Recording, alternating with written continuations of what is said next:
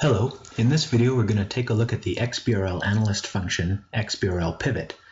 Now XBRLPivot takes input a lot like XBRLFact.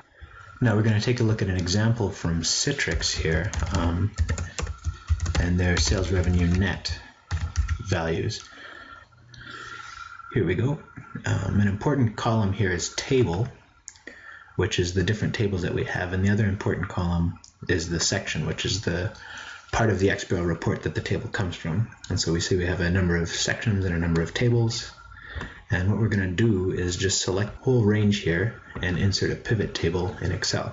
Since we have so many different tables, only one of these tables at a time is really going to make a great pivot table, so we're going to filter out by section and table so that we don't have competing data here. And then we can pull in rows and columns here. So here we have geographic areas. We'll set that up to be our rows, and we need some values.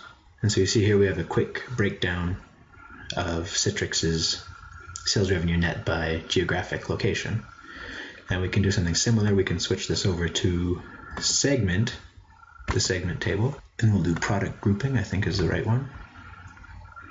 And so the geographic field isn't useful to us anymore. I'm going to switch to segments and subsegments, and here now we have the sales revenue net broken down by segment and subsegment. We have enterprise and service provider division, mobility apps division, and we can see over here how it all sums together in the pivot table. Now the other thing that we can do that's useful is we can get a range of different dates, and so we'll take a look at another example. This one is Microsoft.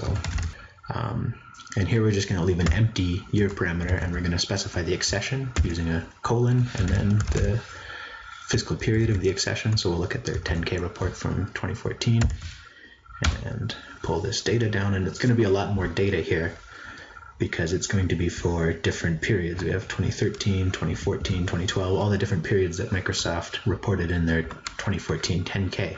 And again, we're going to filter by section and table. Geographic information table, that'll be it. And then over here we need to find the right field, which is going to be statement geographical. And this time I'm going to make it a column, and I'm actually going to make the period be the rows, and then just bring in the values here. And so we have our table, and so we can see